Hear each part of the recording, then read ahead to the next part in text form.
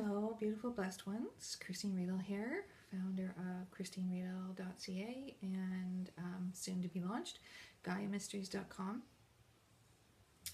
I want to talk with you today a little bit about one of the main reasons why you find it hard to trust your intuition and the two very simple words that can help you move out of that. I found that trusting one's intuition is one of the most common and challenging aspects for my clients and the students that I work with. And there can be a number of reasons why it's hard to trust your intuition, why it's hard to trust your inner guidance system and to follow its directive, to follow its wisdom. We could talk about past lives. We could talk about things that you learned in school. Just the society in general.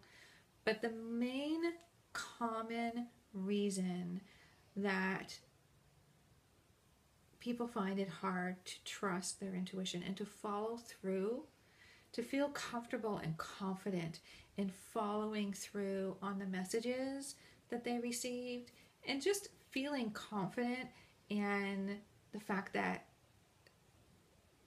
they're even utilizing their intuition, is because of something that happened when you were a child. Now, when you were born, you were fully connected to your inner guidance system through your cells and your telomeres. Right? The universe, goddess, God, creator, infinite wisdom, whatever name you want to use, in their infinite wisdom, right? Actually, we were created, we were put together in a way that where we have within our physical body, within our cells, we have these telomeres that are connected to our cells, where one of the things that they do is actually connect us to infinite wisdom, to our higher self, to our intuition. And we have DNA that is specifically encoded for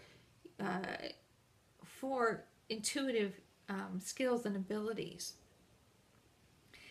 And so a lot of us, when we were children, when we were born, all of that was fully activated. The DNA strands may not have been fully activated, but that connection to our inner guidance system was.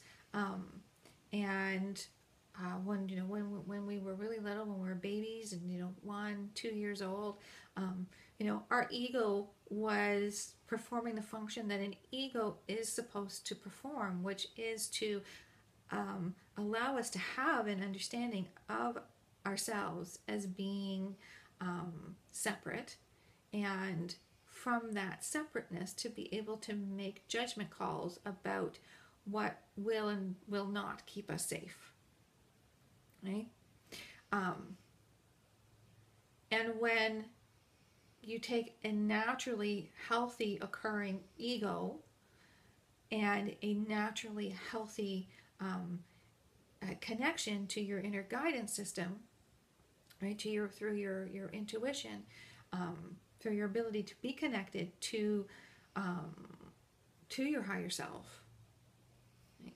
Then that's when we're experiencing the world in the way that we were meant to. But what happens is, when we're very little, and those telomeres are long, and so that connection to our inner guidance system is fully activated,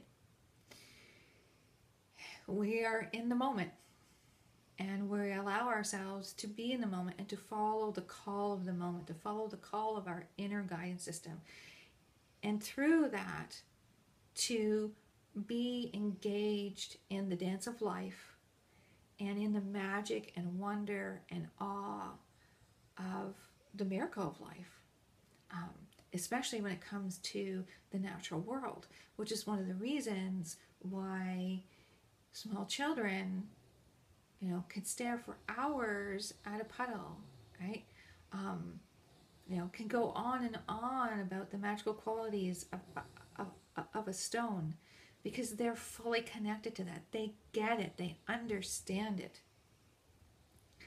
But what tends to happen is as we get older, and for those of us, it depending on what's going on in our family situations, what's happening, in regards to the adults around us, it's going to happen at different times. But most often, it starts to happen around the age of 3.5, 4 years old. And I saw a perfect example of this a few weeks ago when I was facilitating the Animal Magic Medicine and Communication workshop in Burlington.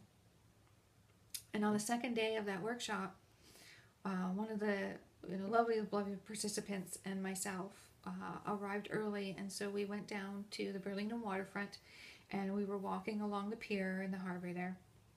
And it was a beautiful day. The sun was shining, the birds were out singing, the seagulls were flying by.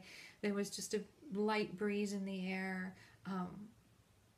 And you could hear, that soothing lap of the water, and the sun was being reflected off the surface. It truly was a magical, just absolutely beautiful experience.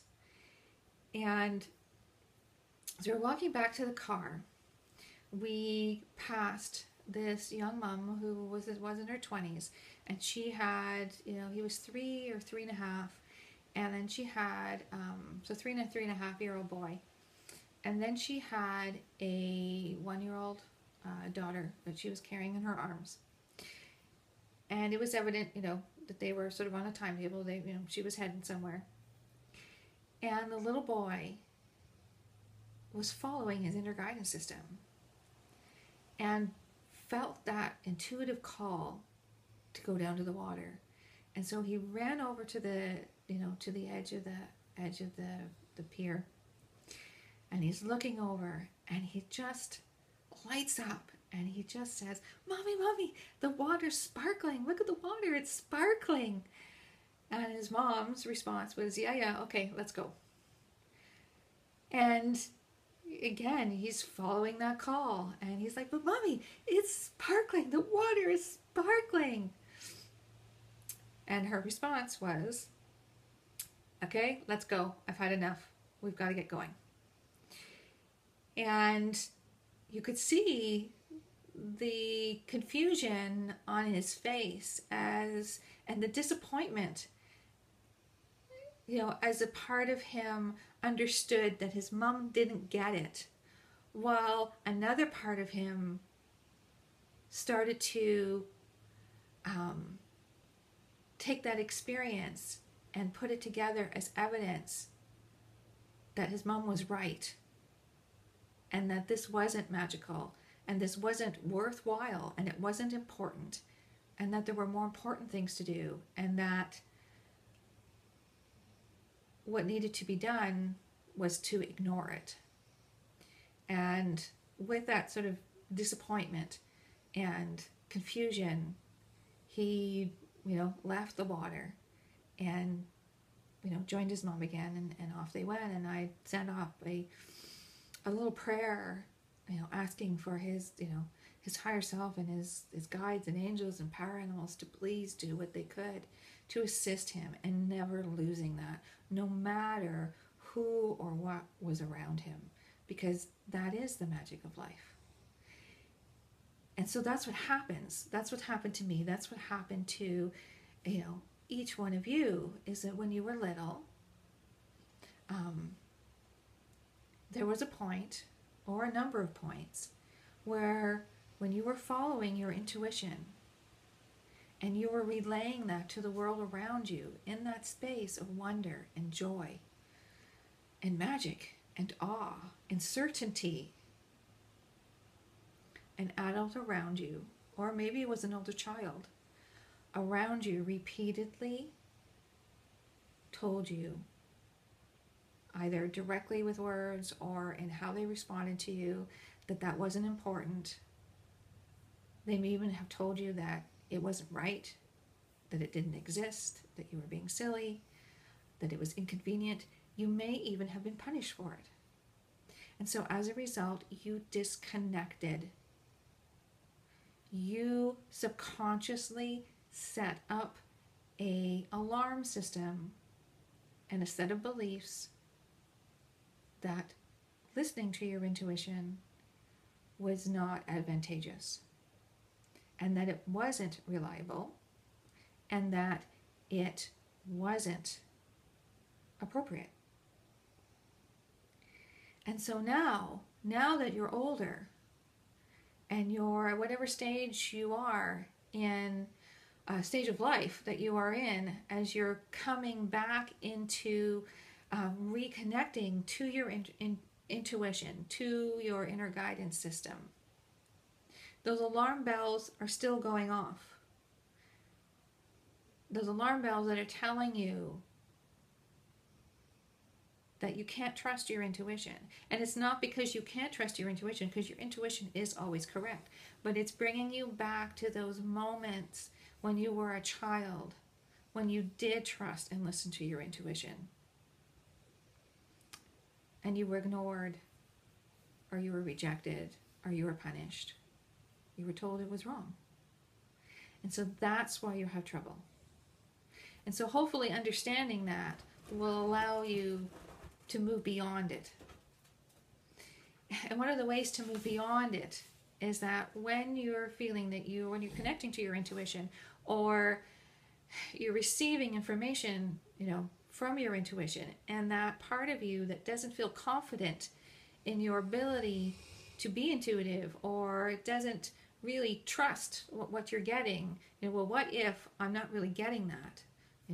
What if I'm just making that up? What if my intuition is wrong? The two words that you can use to help reprogram that are so what? What if I'm just making this up? So what? What if my intuition isn't fully active? So what? Right? What if I can never do this? So what? Because here's the thing. Whatever you're receiving, if it helps you to expand, if it feels visceral, if it grounds you, right? If you can feel it in your body, if you can go into and understand that it's the truth, right?